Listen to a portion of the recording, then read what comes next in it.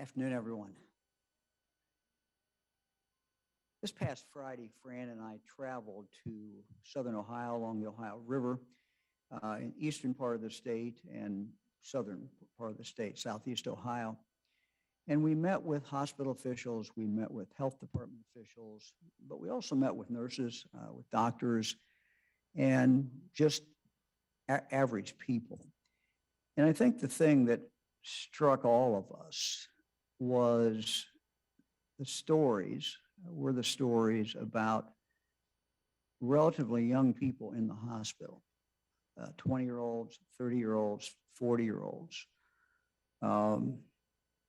Stories about a young mother dying and leaving, 3, 4, 5 children. These were just tough stories to listen to. And when we got back, I asked our team to kind of look at the data, the best data that we have in regard to that. And what's clear, and we've known this for some time, but that trip to me brought it really home, and also the data brings it home, is that our hospitals have more younger people in them today.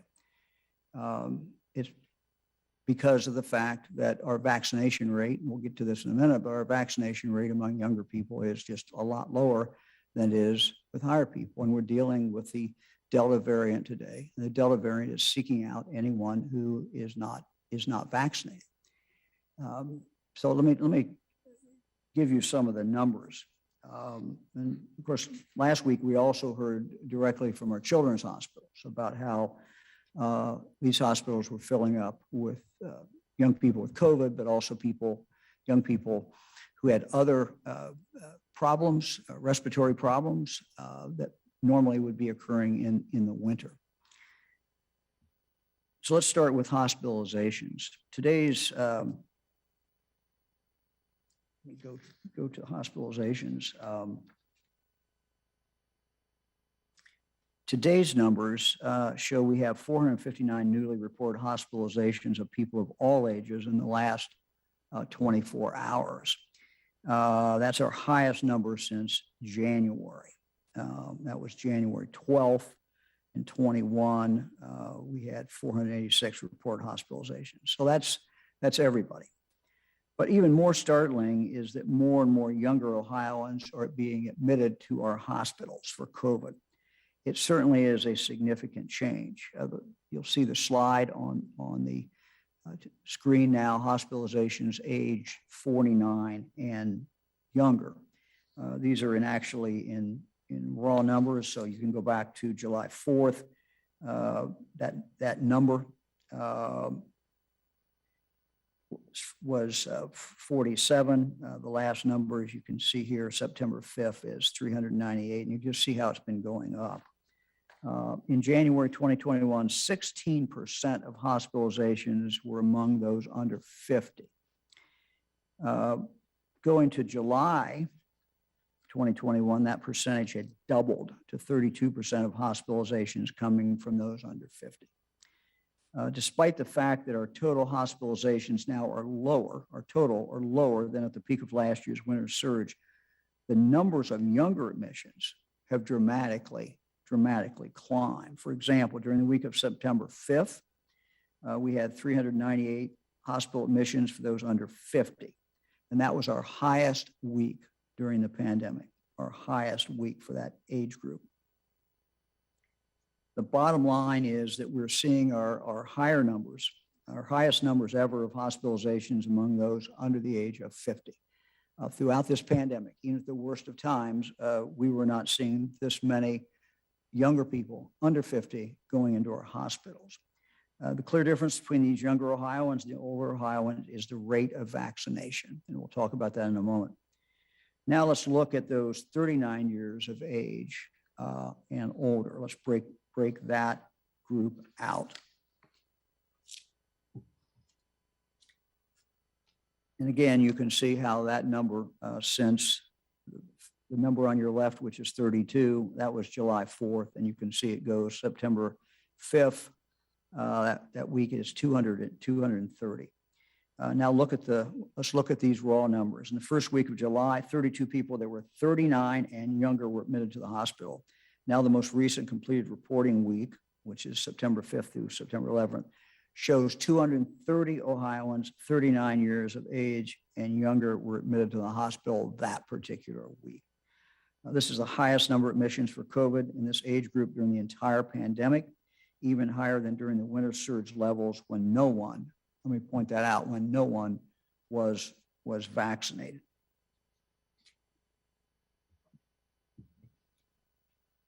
About 97% of patients of all ages in our hospitals who are there for COVID are unvaccinated. So it's no surprise that there are increasing hospitalizations among those age groups that have a lower rate of vaccination. It's that simple. Those that are 39 years of age and younger are 35% vaccinated, while more vulnerable Ohioans, those 40 and older, are 73% vaccinated. And just looking at the different, at the chart itself, you can really see, Eric, if you can put that back up, you can really see a huge, huge difference in vaccinations. And we've been watching this, there's nothing new, but it just shows a big, I'm sorry, Eric, I want the other one back up. I want the one of the age groups. You know, if you look, for example, of everybody over 65, every age group is above 80%. 65 to 69 is 83, and that goes to 87 for those 70 to 74, 83% for those 75 to 79, over 80, it's 80%. And you can see then if you get a younger group, it drops down. But when you drop down to those 20 to 29, you know, we're less than half. We're at 47%. 30 to 39 is 54%. So a huge, huge difference, which, you know, it accounts for what we're seeing out there and what is going on. Let me turn to the deaths. In January, 22% of those who died of COVID were 69 years of age or younger. Since death data lags, we'll take a look at July to compare. In July, 48% of COVID-19 deaths were among those 69 years of age and younger. Looking at the raw numbers, preliminary data shows 59 Ohioans younger than 50 died of COVID in August of this year. In other words, in August, on average, 2 people younger than 50 died of COVID in Ohio every single day. Last month, preliminary numbers showed 18 Ohioans 39 years and younger died from COVID-19. That's a sharp increase from what the number was in June, and that was 5 in June and 2 in July. We know what the problem is. The problem is the Delta variant is dangerous. It's driving our surge. And the solution is not very complicated. The data is very clear. Our solution is to have more people vaccinated. Let me now turn to Dr. Vanderhoff for any comments on that, and then we have some guests. Dr. Vanderhoff. Thank you, Governor. Well, you know, the numbers you've outlined today should really grab our attention because they tell us that if you're young and unvaccinated, it's now probably only a question of when, not if, you get COVID-19. And when you get it, without the protection of a vaccine, there is a very real risk you'll end up in the hospital or even in the obituary pages. The numbers really tell it all. COVID has changed and is now making younger Ohioans who aren't vaccinated very sick. Don't become a statistic when there is a simple, safe, and effective alternative. Go out today and get vaccinated. You'll be glad you did, your family will be glad, and your doctors and nurses will be grateful. Doctor, thank you very much. Let me turn for just a moment to our schools. We will get new complete data on Thursday, so we do not have that yet, although we're seeing still some movements in our schools. We believe we are at about 59% of our students in public schools in the state of Ohio today who are in a situation where they're required to wear masks. So as I said, we'll get more accurate data, up-to-date data, at least on Thursday, and we will report that number to you. So as I said last Friday, Fran and I traveled along the river, talked to health experts, and nurses and doctors who are really at the front line. And today we want to broaden that and look at different parts of the state and ask some people who are really at the front line, who are seeing things every single day, exactly what they're seeing. So we're going to start off to go to Cincinnati, and let me introduce Suzanne Bennett, medical doctor. She's the ECMO program director at UC Health. She's also an associate professor of anesthesiology and critical care at the University of Cincinnati's College of Medicine. Doctor, thank you very much for joining us. My understanding is you have a long experience in the ICU during this pandemic, and I wonder if you could just tell us, what the situation there is now, what you're seeing, maybe if there's been any changes over this period of time. And again, we thank you for being with us, and we thank you for what you do every day. Thank you, Governor. Yes, I have been working in the ICU. I started as an ICU nurse and then transitioned to med school and an ICU physician with over 10 years of experience being an ICU doctor. And I've continued to work in the ICU throughout this entire pandemic, primarily in the cardiovascular ICU at University of Cincinnati Medical Center, where the sickest of the sick COVID patients receive their care. Throughout the pandemic, we've continued to see critically ill patients with COVID, but recently those numbers have taken a steep incline. And at the same time, we're facing a significant national nursing shortage. These rising number of sick COVID patients places a significant burden on our beds, our medical teams, and worse yet, it creates scenarios that no one wants to think about, where we do not have the space for patients who would otherwise benefit from receiving their care at these large academic medical centers. A critically ill patient with COVID will routinely be on a ventilator, and that's no different now. They're sicker this time. They often require medications to keep them comfortable and be able to get air into their lungs, keep them pain-free.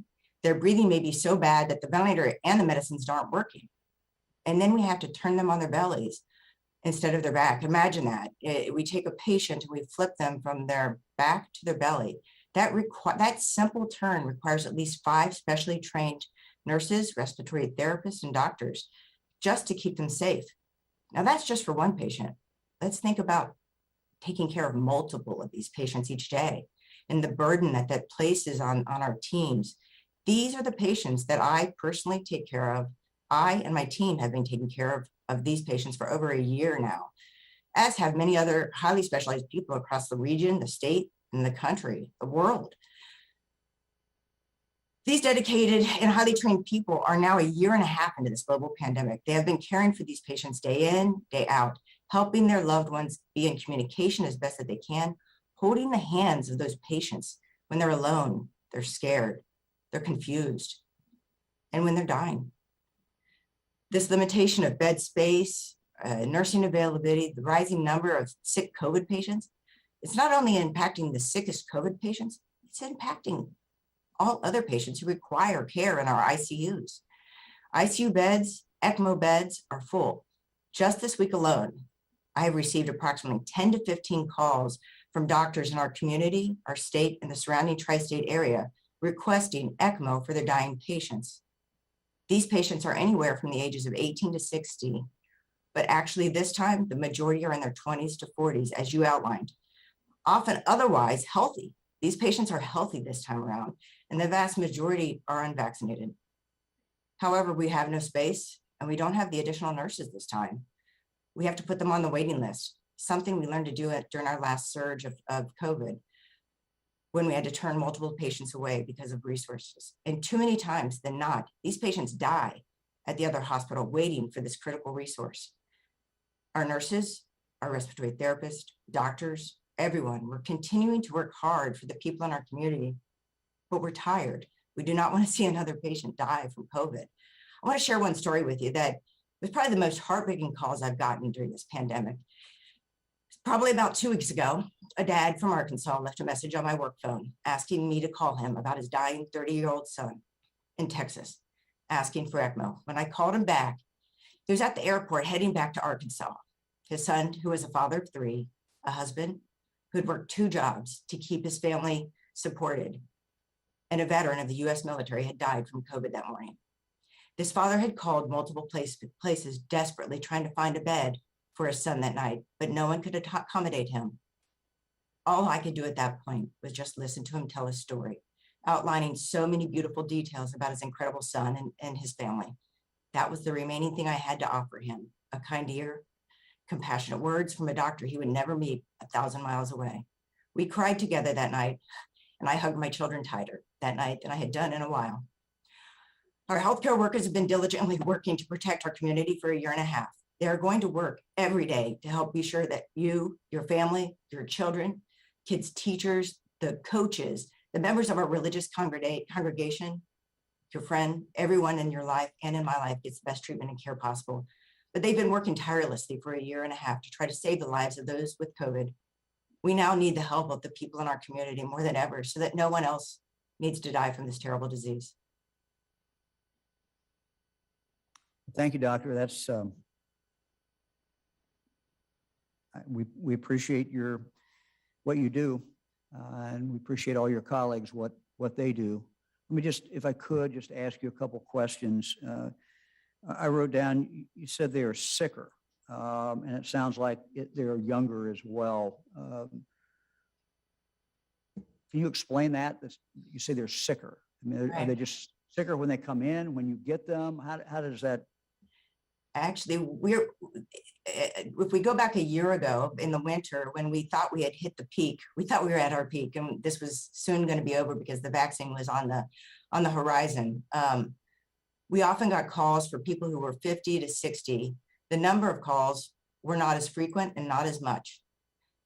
This time around, our criteria that we've narrowed for who get benefit from that critical resource called ECMO, everyone meets the criteria based on age because they're young. It's not uncommon to have 20s, 30-year-olds, rare actually to get a call about a 60-year-old at this point, which was very common back in the winter. And by sicker, these doctors in other small hospitals across Kentucky, Indiana, Ohio, who don't have the necessary resources that the bigger hospitals have, they're calling when they come into the emergency department and they're requiring high levels of oxygen because they know they need to get them to a place that can give them what they need because they quickly become so sick that just the simple breathing on their own won't work. They will need the support of doctors and nurses that work in ICUs and big hospitals that they often can't get in those small areas. So the numbers are higher, the calls are more frequent, our waiting list is longer, and they're all young. Doctor, I think that the average Ohioan might be surprised by what you just said, that you're dealing. I think that, many of us continue to think of those who are the sickest as the oldest. That's kind of what our experience was before. That's what we went through. Now most of our older people are vaccinated by over 80%. So I appreciate your candor.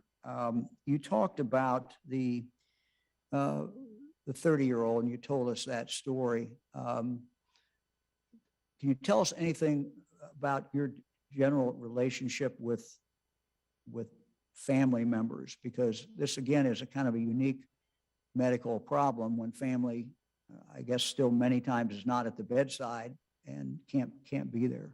Right. I mean, it's going to be difficult. It's going to be very difficult for you because you're not only being a nurse, but you're trying to be everything else, I guess. Yeah. So, well, as a physician now, was a nurse. Excuse me. That is probably the more difficult part is the limited visitation that family can have when they can't go into the room because the patient has active disease and they're standing outside the room looking through the glass crying.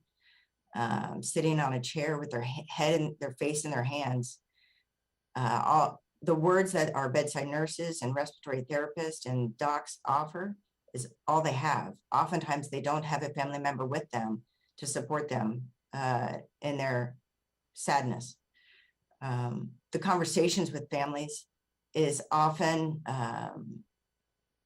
without answers.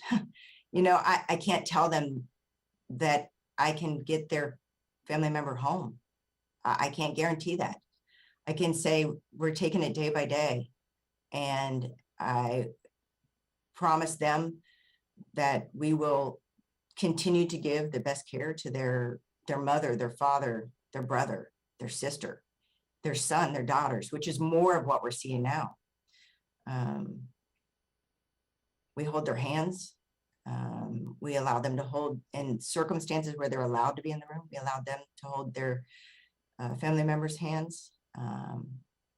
But the hopelessness that we see in their eyes, we take home. All of us take home each night. And the burden that our teams feel is palpable. Dr. Bennett, thank you very, very much. Doctor, we really appreciate you being on, and we appreciate what you do every day. Thank you. Thank you very much. Now let's go up to Fulton County. Alan Rivera, medical doctor. Doctor, thank you very much for joining us. We appreciate it very much. And Fulton County, a little different county than Hamilton County and Northwest Ohio. Tell us what's going on in Northwest Ohio, what you're seeing in regard to the COVID. Thank you, Governor. As you pointed out, in contrast to Dr. Bennett, I'm in a very rural critical access hospital with a minimum limited amount of beds to begin with. And we are in, as well as I suspect the majority of hospitals across the state, across the country, we're in a crisis mode here in Wauseon, Ohio. And why is that? There's two big reasons, and Dr. Bennett pointed out both of those reasons. Number one, shortage of staffing. So as compared to last year, I believe our nursing staff is down probably 50%. We have nurses leaving the field, retiring early, finding jobs elsewhere because the long hours, the 16-hour days, the 20-hour days, extra shifts, the emotional strain that it is putting on them as the numbers continue to dwindle staff-wise is making them want to get out of the medical field. On top of that, as you mentioned, our COVID numbers are now going up. So in June and July, I didn't see any COVID patients. August, September, now the majority of my census in the hospital are COVID patients, and they are younger, anywhere from 30 to 50 is what we're seeing here in Northwest Ohio. And as Dr. Bennett pointed out, we have transfers to the city of Toledo. And the beginning of last week, every tertiary center in Toledo was on bypass. Every door was closed. The ambulances in Toledo were looking to ship patients out to us to take care of them when we don't have the beds because we don't have the staffing that we need to take care of those patients. So what do we do when we don't have the beds available? We're boarding patients in the emergency department, so they can't even get out of our emergency department to get into the hospital because we don't have the staff to take care of them. And for us, the issue with the COVID patients that are now filling up our beds, unlike the non-COVID patients that we could potentially get out of the hospital in 2 or 3 days, now it's 2 or 3 weeks. And when you're getting an admission or two every day to add to those beds that are being occupied for 2 or 3 weeks, that doesn't give us any capability to handle the heart failure, the COPD exacerbations, your acute appendicitis. These patients are ending up in our emergency department, being treated in the emergency department, and we only have a 15-bed emergency department.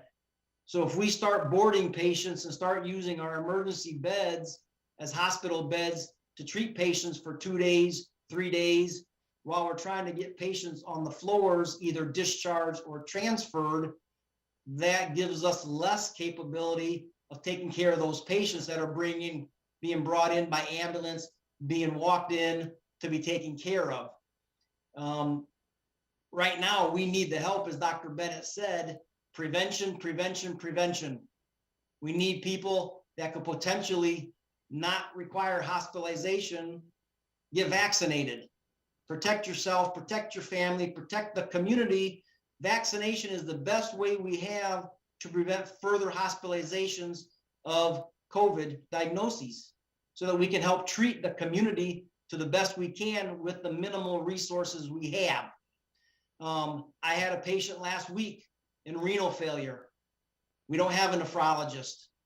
I tried to transfer that patient. There's no beds for transfer.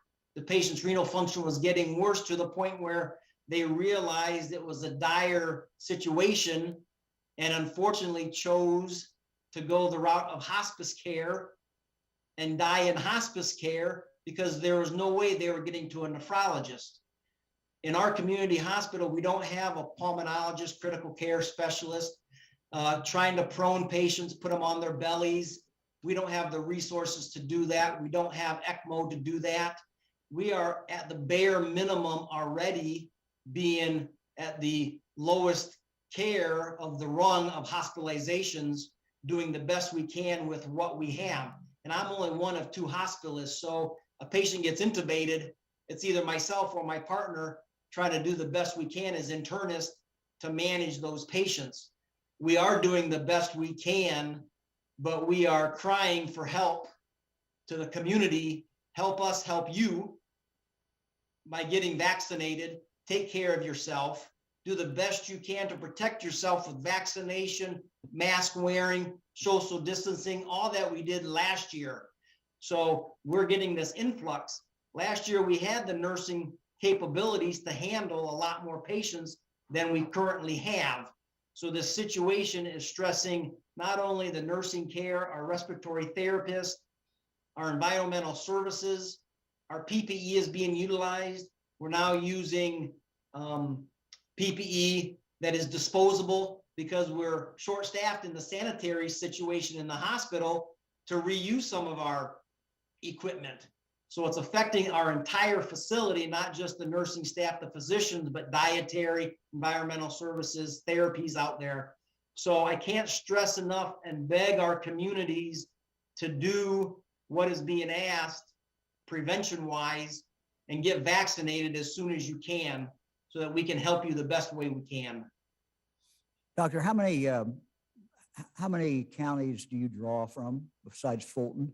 It's mostly Fulton, or do you have other? So we have Williams County, we have Henry County. We actually draw from Southern Michigan. We are getting some, we don't get a lot from Lucas, which is Toledo. We get some from Paulding County as well, but they're all critical access hospitals in those counties as well.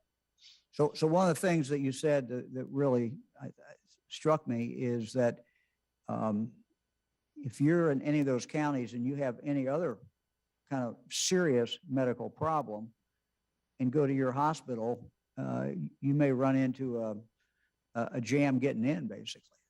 Is that a fair Yes, sir. statement? That is a very fair statement.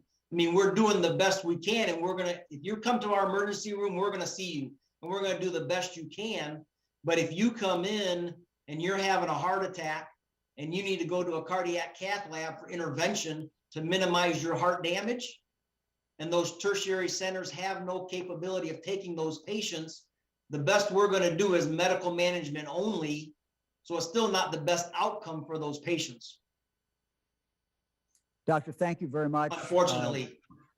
We appreciate what you're doing, and if you could thank everyone else at the hospital for us for their hard work. I We know will. it's been a long 18 months, so thank you, Doctor. Thank you very much, Appreciate it. Governor. We'll go east now to Muskingum County. Joe Bates, a nurse in the critical care unit of Genesis Healthcare in Zanesville. Joe, thank you very much for being with us, and I wonder if you could just tell us a little bit about what you see every day and how things are going in Zanesville. Thank you, Governor. I think Dr. Bennett hit the nail on the head with what we're seeing in the ICU currently, and Dr. Rivera with the staffing issues that we're seeing. We're seeing identical things here at Genesis Healthcare in Zanesville. I work in a 24-bed ICU. It's a mixed ICU, so we see a lot of different types of patients. Currently, it's maxed out with COVID-19 positive patients. We have 22 currently in our ICU. 19 of them being positive, and 19 ventilators as well. So with the staffing issues that we're seeing, it takes a physical, mental, emotional toll on us day in and day out. As Dr. Bennett outlined, these patients require a high level of care. And if you're doing that for your entire ICU, it's just draining for the staff, the nurses, the respiratory therapists, everybody. And but we're pulling together, doing the best that we can, and then also, like Dr. Rivera had pointed out, some of these patients are they're here weeks on end, so those patients are long-term stays in the ICU, so having beds available for those other medical emergencies within the hospital, or patients coming in through the ED that need acute intervention, it makes it very difficult to try to get those beds available. Well, you heard what the doctors had to say about the age. What age are you seeing there? Our average age right now that we're seeing is around 59, with many of those being younger, as compared to last year was about 78 years of age. So definitely we're just seeing the younger population being hit hardest with this right now. And any reflection on how you deal with family members? Again, this is it must be a difficult situation for them, difficult for you, obviously horribly difficult for the patient. Yeah, yes, it is. With any of our COVID positive patients, they're not allowed to have visitation, which makes it very difficult for the family members. Some of the things that we try to offer, we provide update calls. We try to get a couple times a day, and then we do FaceTimes with family members just so they can see their loved one.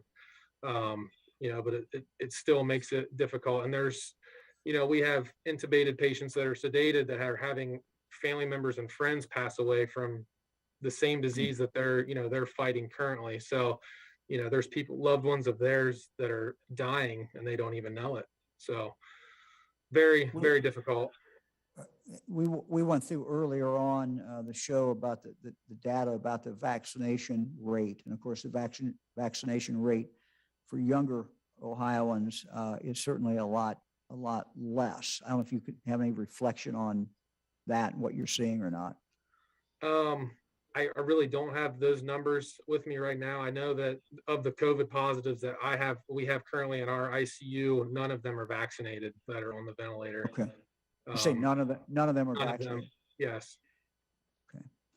Well, good luck to you and everyone at the hospital. We appreciate your good work, and it's been a long 18 months. So thank you. Yes, thank you very much. Appreciate it. Thanks for being on. We appreciate it very much. Thank you. We'll next go to Akron. Terry Alexander is joining us from Summa Health in Akron. Terry is a nurse. Been treating COVID-19 patients. Thanks for joining us. We appreciate it very, very much. You're kind of our cleanup hitter today. So just tell us a little bit what you're seeing in Akron, and what the situation there is in the hospital. Well, listening along to everyone else, it's easy to see that a lot of the information is the same across the board. We're seeing definitely from the beginning till now, our population is definitely a younger population, and they're a lot sicker. It was easy to see that we had started coming into the Delta variant or a different variant just by the way the patients were behaving. We knew right away we were dealing with something different. They weren't responding to the treatments the way they used to. We got to a point where we were kind of treating them, and you knew what to expect as we went along, but With this newer variant, they're so sick and they're sick longer and they're younger. I mean, you could hear 1,000 of these stories a day. I sent a 25-year-old to the unit. We've got patients in their 30s, you know, and now we're dealing with, you know, women who are pregnant and they're in their 30s. And it's just a sad situation that we're dealing with. And I think everybody here is emotionally exhausted and just really affected personally, you know, at work and at home. It's hard to come in with the staffing levels that we have, with the shortages of equipment that we have, and play that balancing game that we play every day with beds, with equipment. You know, this one needs a high flow. Well, we're out of high flow. What can we do to juggle this around and move that patient here and there?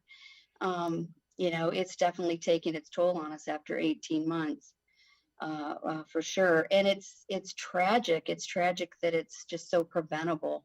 You know, if we could get the community to kind of unite and vaccinate, we'd be seeing these numbers go down. We could get a deep breath and hopefully get ahead of this, you know, which is what we want to do.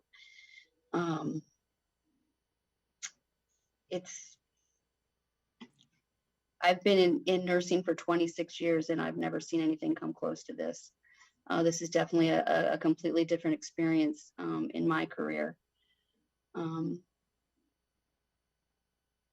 Any message for those out there who are 20s, 30s, 40s, and Oh gosh, you who are know, not vaccinated yet? yeah, because you know, when you're 20, 30, and 40, you feel, you know, so strong and healthy and infallible to everything else. But, you know, get the vaccine. It makes the difference. You know, it's a tragic lesson.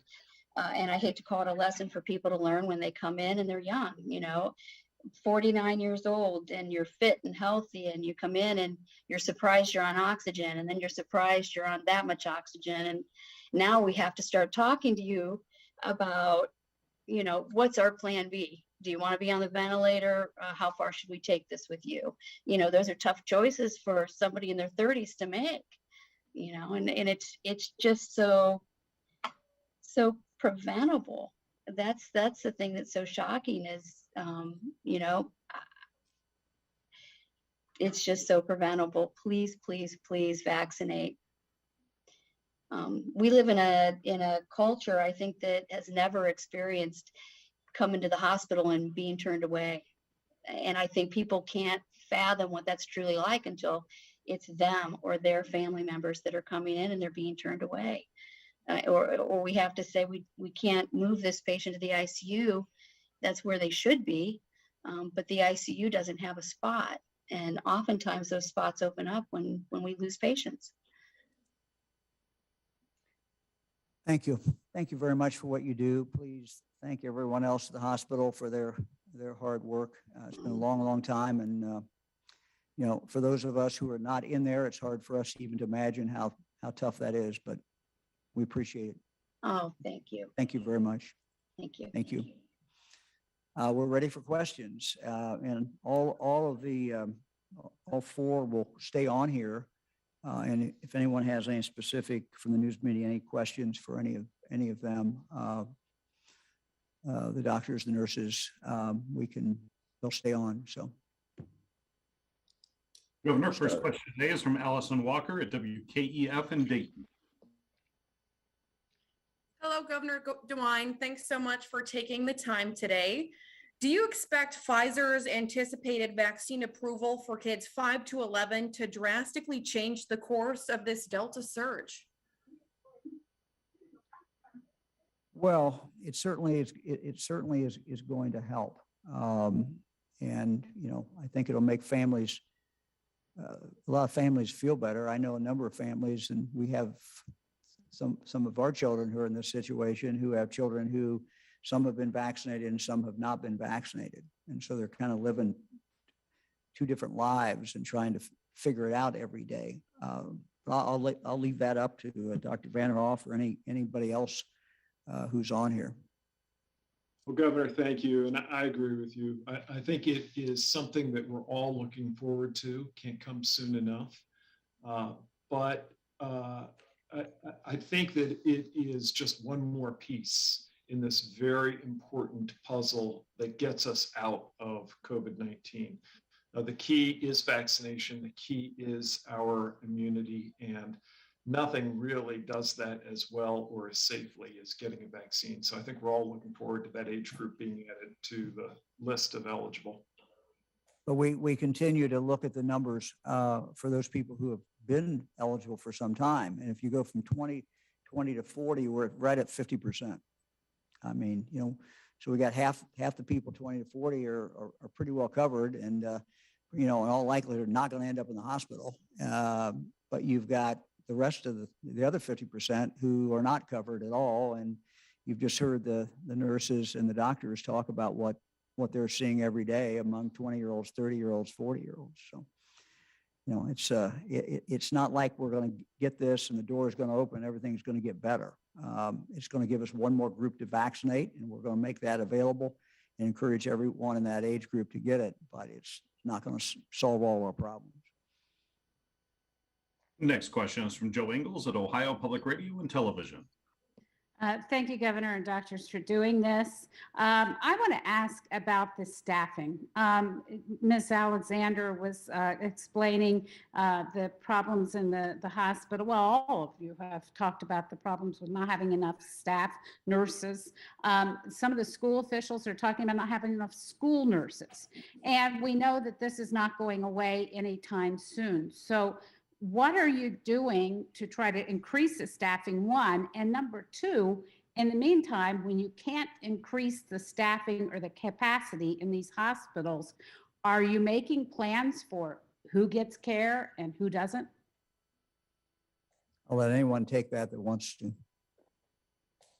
Well, I know at our hospital, we're starting to get creative with our staffing. So we've started bringing LPNs in again to the hospital to kind of be support staff on the floor, which is helping tremendously. We try to keep our aid staffing ratios up as high as we can. And I know that all of us are picking up extra hours to help our coworkers out on the unit. I know we've got a lot of incentive programs with our recruitment team. So I think that we're doing everything we can to fish out some more staffing. It's just the environment doesn't seem to have a ton of extra nurses available that want to do this. Yeah, and this. And we're offering. Go ahead. Sorry, go ahead. I was So we're just- offering bonuses to try to encourage nurses to come work for us, signing bonuses. It's very difficult in rural America to compete sometimes with some of the other facilities. It's just that I don't think there's enough bodies out there. And you mentioned, have we looked at the possibility of turning patients away or not treating patients? In our facility, that is not an option. We haven't brought that to the table. If you come to our hospital, we're going to do everything in our power to take care of you one way, shape, or form. It may be a little primitive in the emergency department at times, but not treating is not currently an option that we're willing to even look at our facility at this time. Thank you. Governor, the one thing I did want to add, and just as a reminder, that the best option is the option of not needing to be in the hospital, the option of never getting that sick. And I think we would all agree it's achievable, it's attainable. It's as easy as going to your provider, going to a pharmacy and saying, I'd like the shot. They give you the shot and you are on the path to being very well protected. Next question is from Scott Hallis of the Xenia Daily Gazette. Hi, Governor. How are you? Scott, good. So, as the vaccine becomes available to younger kids here shortly, we hope, is there any thought of maybe going back to an incentive type thing when you had the lottery drawing? a while back, and that seemed to increase the vaccinations. There was, mixed criticism about it. Any thought of having another type of incentive to get more people to become vaccinated? Yes, we're thinking about it. That's about all I can tell you today, but we're certainly thinking about it. We're looking at these numbers and they simply have to go up. And we just, everybody that gets vaccinated is not only doing something for themselves, but they're doing something for everyone else. So it's, we're thinking of other options, and it worked exceedingly well for about 14 days. It was just phenomenal increase, and we got that, and that's important. Next question is from Alex Ebert and Bloomberg. Thanks for having this conversation, Governor. This question is for you. I'm going to try to connect the wonky subject of redistricting with the pandemic in front of us in a more visceral way. The veto override vote in the House for Senate Bill 22, which stripped your ability to issue mask mandates, was only 3 votes. And those votes were really only there because of maps that were created a decade ago in which your party entrenched power. Last week, you voted for a similar map that entrenches that power again. How do you view your vote last week in light of the pandemic and the way that the political system in Ohio, with that re-entrenchment of power, can prevent you or another governor in the future from issuing mandates? Thanks. Yeah, I think I was pretty blunt about what I thought about the process and what I thought about the end result map. But it was also clear to me, as I said that night, that the two sides were not going to come together. I had hopes that could happen. I was willing to, frankly, go beyond the deadline that night at midnight with the hope that we would be able to pull people together. I talked to both sides. I respect both sides. But after I talked to them, it was abundantly clear that there was no middle ground, that we could wait a week, 2 weeks, 3 weeks. It was not going to come together. And so we needed to move forward. We needed to hit the deadline. This matter obviously will be decided in the courts, and we need to move on. So I think I made it pretty clear that I thought that the result was not where we needed to be, that we needed, that we could do a better job. But that kind of a compromise was clearly not going to be, not happening. Next question is from Luann Goya at WSYX in Columbus. Thank you all for talking with us this afternoon. My question is regarding the firefighter who passed away here in Columbus this week. Columbus had a firefighter who was working in the line of duty, according to CFD. He has passed away. What are your thoughts on mandatory requirements for vaccinations for first responders and just in general reaction to this first responder death? Well, I guess I'll go first. First of all, a great tragedy, and our heart goes out to the firefighter's family. My position has been that this is a decision that's best left, in this case, to the city, or to a township fire department, or to a hospital. I think, I've opposed mandating that anyone get vaccinated, or saying that they could not mandate get vaccinated. I think there's a limit to where government should go. There's a limit to what the state government should be doing. We should stay focused on trying to encourage everyone to get vaccinated. We're trying to do that, obviously, today. So that's about, those are frankly, my thoughts. Next question is from John London at WLWT in Cincinnati. Hey, John. Yeah, hi, Governor. I have a question for Dr. Bennett. And, I reflect back on Dr. Rivera talking about the nursing shortage, 50% since last year, and now the majority of patients are COVID. And as you know, Dr. Bennett, the vaccine mandate deadline for Greater Cincinnati hospitals is is fast approaching. Do you think that that is having the desired effect, or will there be an exodus? And just off the top of my head, since you've all bared your souls here today and last week as well, hearing from all these doctors and nurses, would you or anyone there like to see, based on what the governor said a moment ago, direct significant cash payment for a specified time to the unvaccinated to get vaccinated?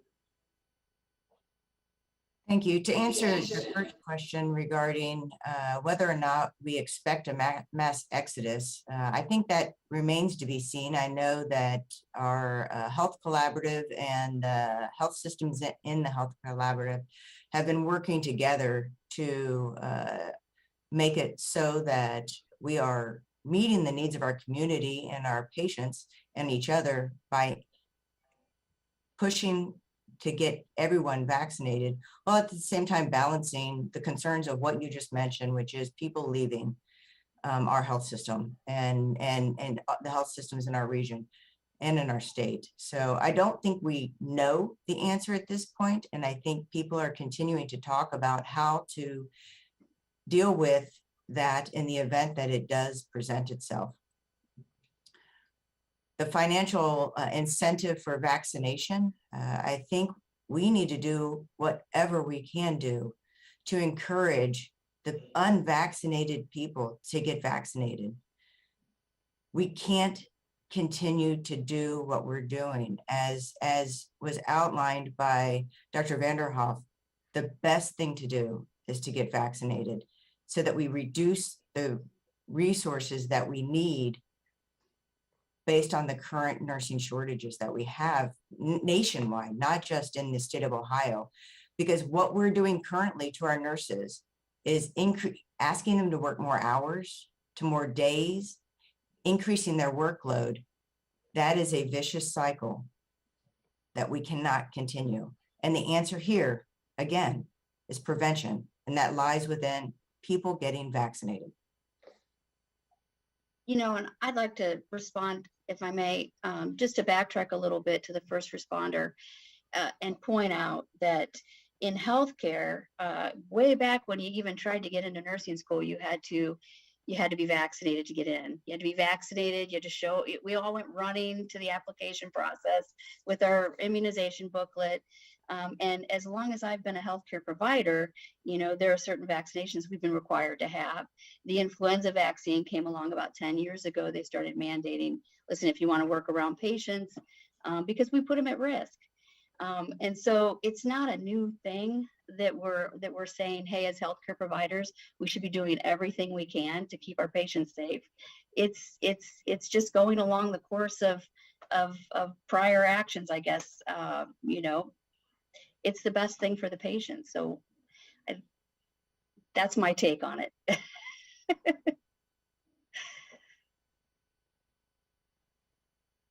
Next question is from Jim Province at the Toledo Blade. Hi, thanks again for doing this. And I don't know if this is a question for Dr. Vanderhoff or one of the other doctors, but as we hear about the ICU hospital beds filling up, are the regional hospitals close to triggering the emergency plans that they put together a year ago to ensure that there would be enough beds, such as converting convention centers, et cetera? Yeah, thank you. I'll start off with an answer to that question. You know, the challenge is different at this time than it was back when we were all standing up those sites. We still have the ability to stand those up and stand them up very quickly in terms of the physical steps that need to be undertaken. But the issue that we're talking about here today is staffing. You simply don't train an ICU nurse quickly. It is a very long process to develop the level of competency that's needed to provide that level of care.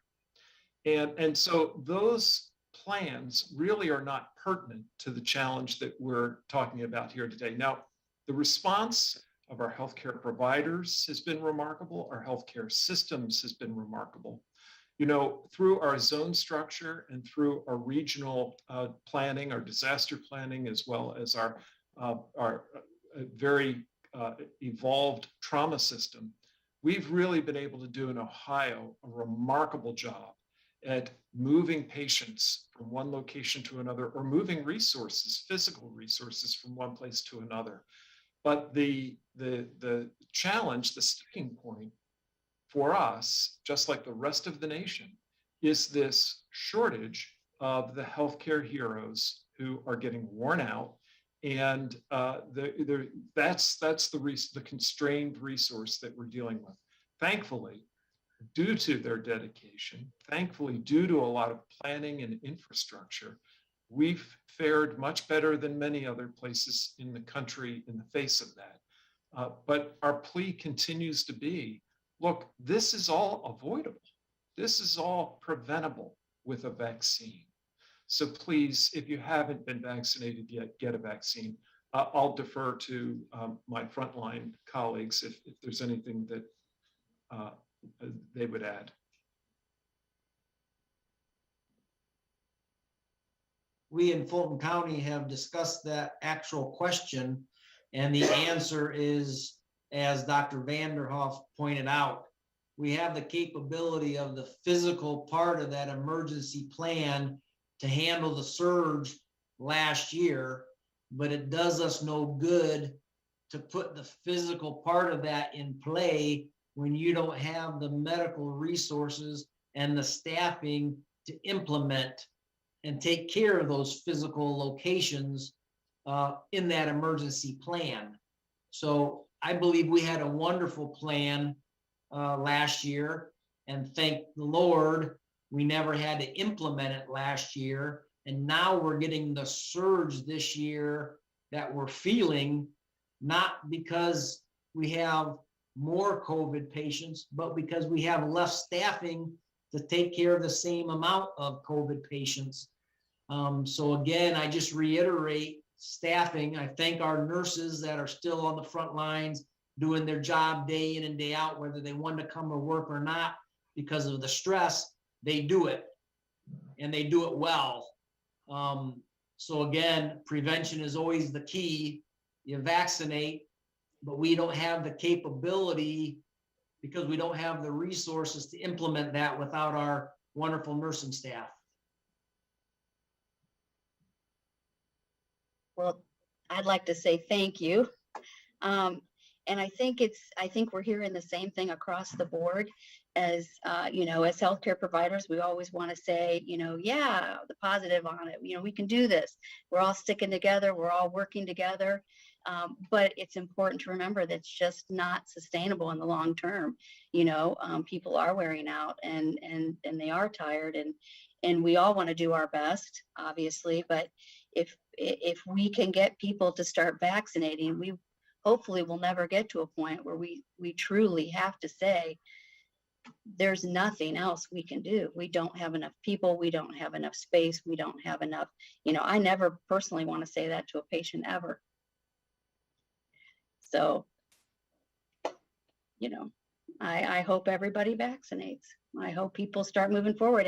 And as far as the money incentives from a nurse perspective, yeah, I'm all for, if we can offer money for people to come in and get vaccinated, I am all for it. And I'm sure a lot of the people that I'm working with right now are too. Next question is from Jim Oddie at WHIO in Dayton. Governor, good afternoon. I wanted to see if you are playing a role either directly or indirectly in any talks on House Bill 248. For those people that have been following, that's the anti-vaccination mandatory bill. What role are you playing in that to either try and get that bill put aside, to have it changed dramatically more to your liking, or to pass something else that perhaps you think might be able to fly in this legislature that you could live with? Jim, I'm not involved at all in any discussions. I've made, my position very clear. We should not be telling hospitals how they run their hospital. We should not be telling business how they run their business. If a hospital feels that they want to require everyone to be vaccinated, they ought to be able to do it. I feel the same way about a university. We send our kids and sometimes not kids, adults, and in our case, grandkids off to college, and we expect some level of care from the university to do everything that they can and to protect that young person. And universities need to be able to make the decisions. And if they make a decision that they think that someone needs to be tested, they should be able to do that. If they think that there should be vaccinated, they should be able to do that. Government should not get in the way of those people who are really charged and have the ultimate responsibility. You know, it's easy for government to get involved, but if people who have that responsibility at that college level, you know, we should not be interfering with what they're doing and telling them they can't vaccinate. They can't require people to be vaccinated. Next question is from John Reed at Gongwer News Service. Good afternoon, Governor. Back to the redistricting question. It looks unlikely that the legislature is going to act on congressional maps in the next 10 days or so, and it'll likely go back to the commission. Is there anything you'd like to see the commission do differently this time around that might get to what you would think would be a better outcome, a better process? Well, it is a different situation. You know, you start off, of course, knowing that you have to pick up, you know, a congressional seat or you lose a congressional seat. So obviously the lines have to be drawn differently. We have different numbers. But you know, I don't have anything to offer today. Again, I think that I made my comments about, you know, what we did in the previous, and, you know, I'll stick with those comments for today. Next question is from Farnoosh Amiri at the Associated Press.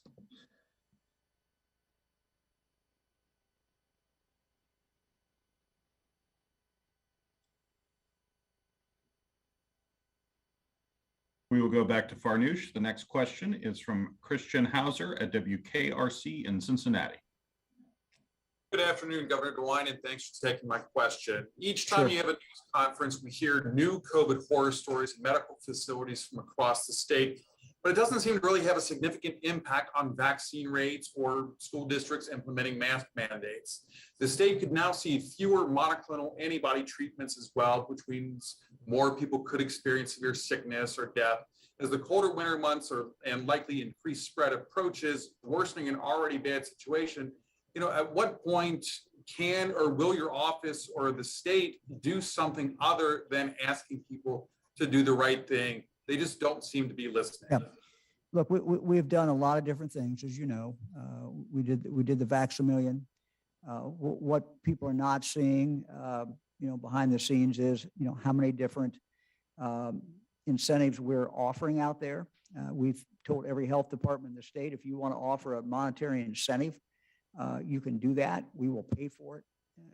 They've reported back, a number of them, that they think that has made a difference, that has increased the number of people who have been vaccinated with those very significant incentives.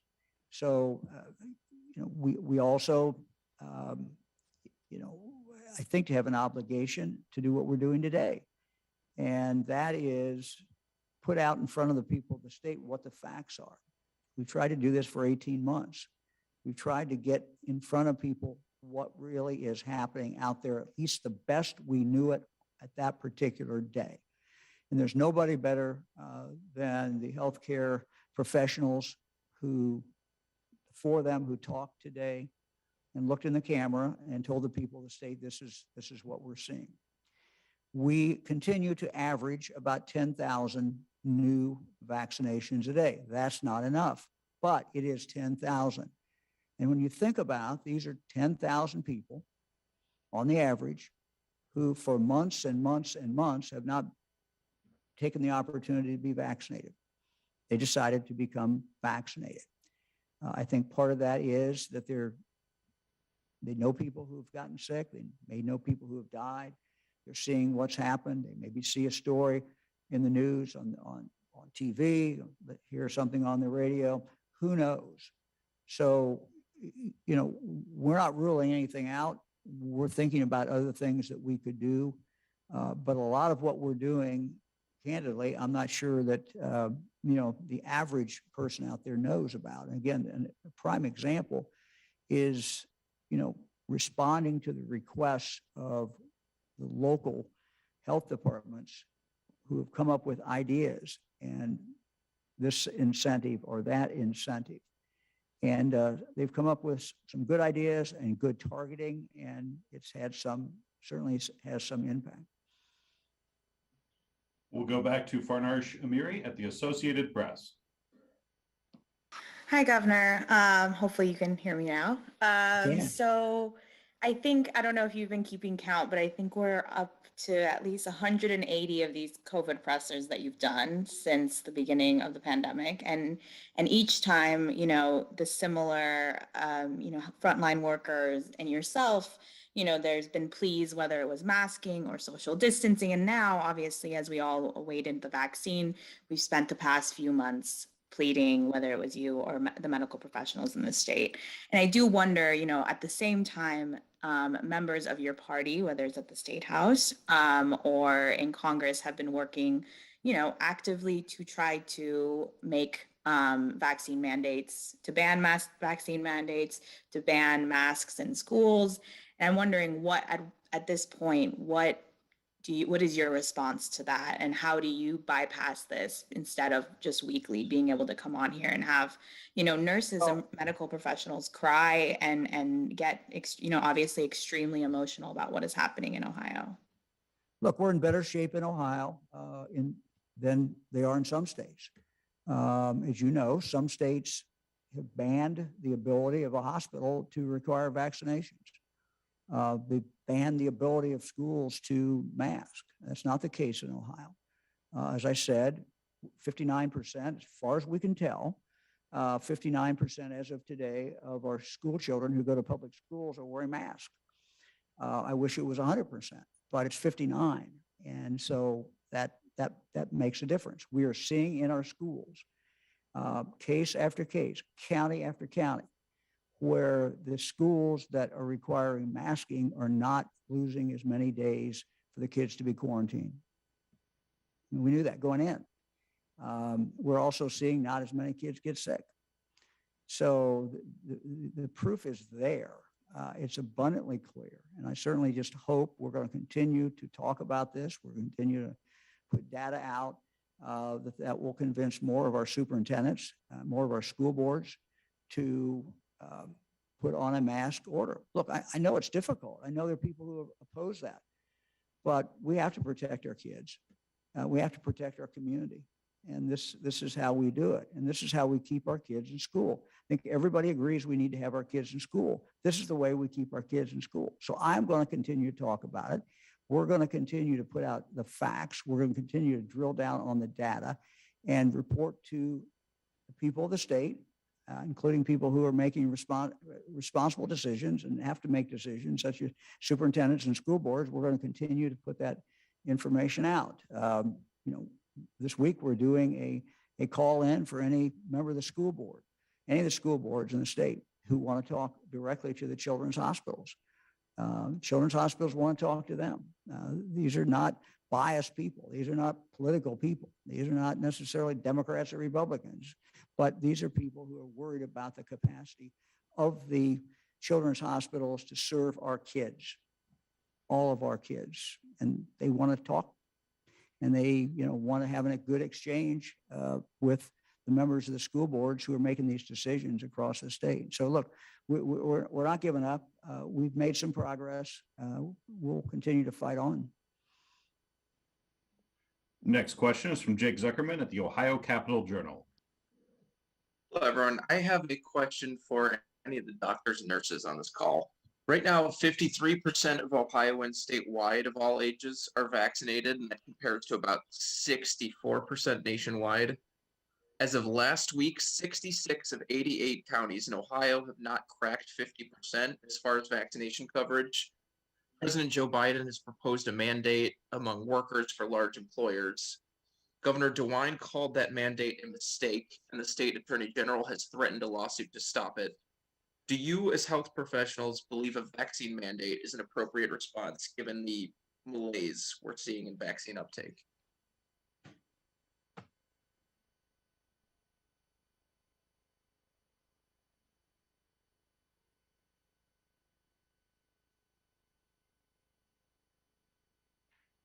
Don't all talk at once, guys.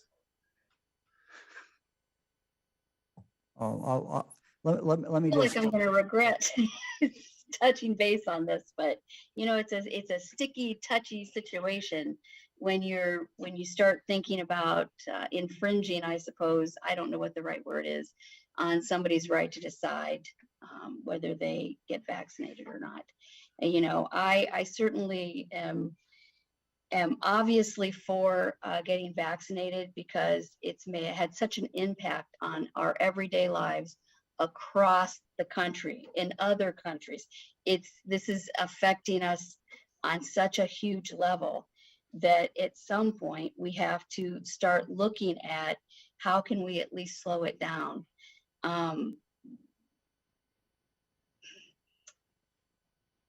I can only speak for myself, and I can only speak for, my healthcare system. I'm glad that we have the vaccination protocols in place that we have. The last thing that I would want to do is come in and take care of a patient and cause them to be sicker than they already are by something that I'm carrying around.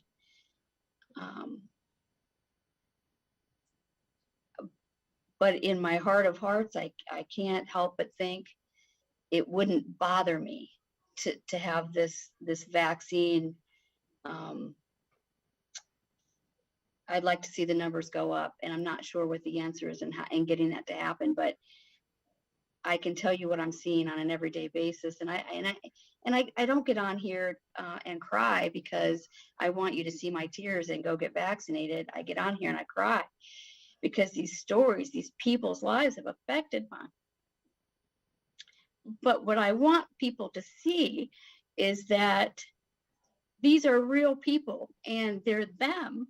If they don't get vaccinated, they're potentially them, and nobody knows what's going on behind closed doors when they're out running around in the community. And if we don't share those stories, then they might never understand fully until it's too late. They're in those shoes, they're in that bed, they're making that decision.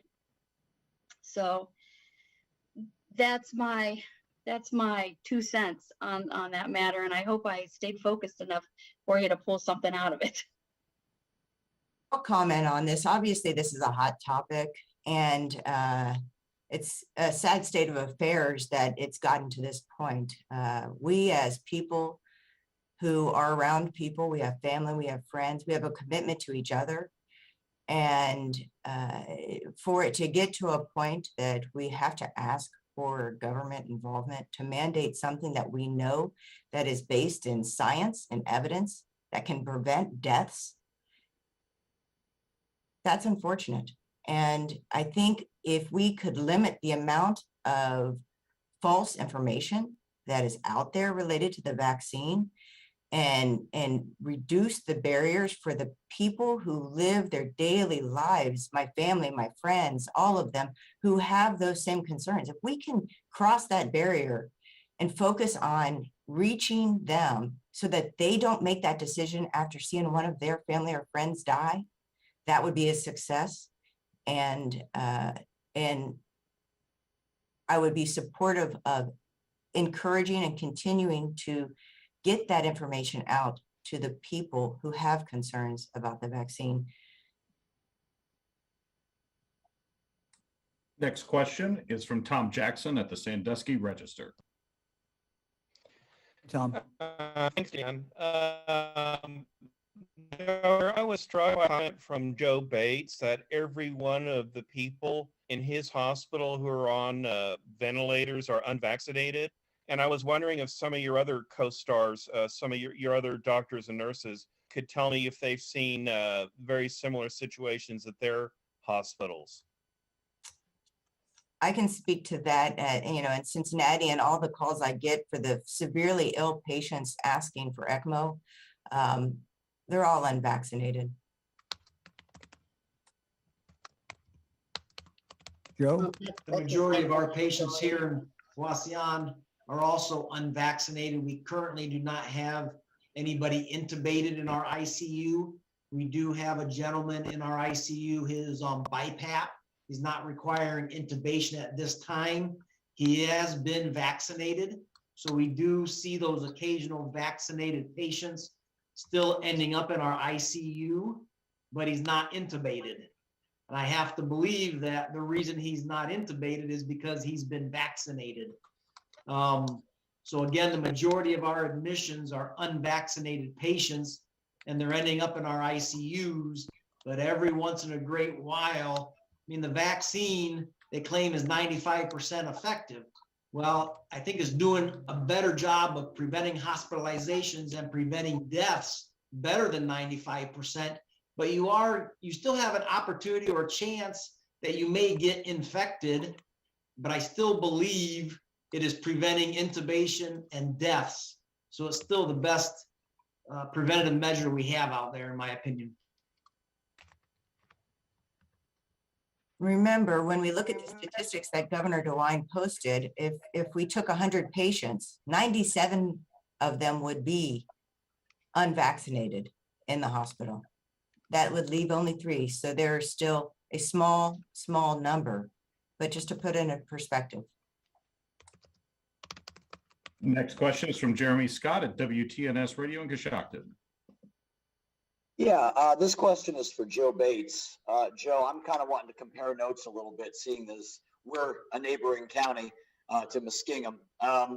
We've had 2 big news releases this month from Coshocton Regional Medical Center. One was just a basic PR push to keep the emergency room for truly emergent situations and to therefore utilize urgent care more than it's being utilized right now. But then the other one that we got from them was announcing the fact that elective surgeries are postponed until further notice, and also the fact that non-isolated patients may only have 1 visitor at a time, and isolated patients, except for maybe a few exceptions, cannot have any visitors.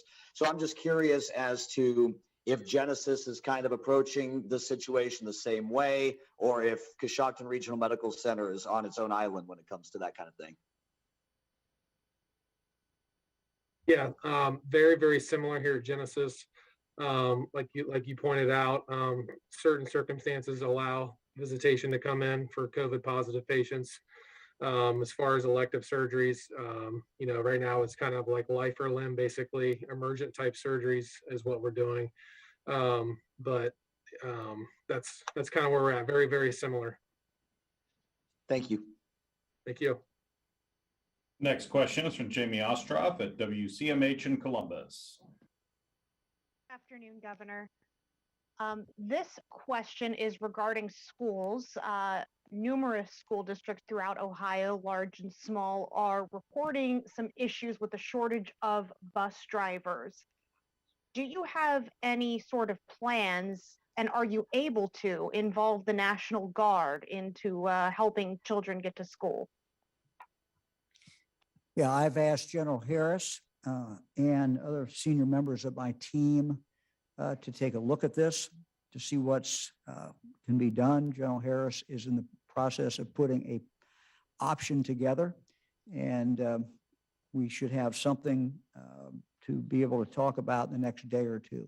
What I don't know is whether or not we have a viable alternative for these schools. Most superintendents have my email, and I'm getting emails from them talking about the school bus driver shortage.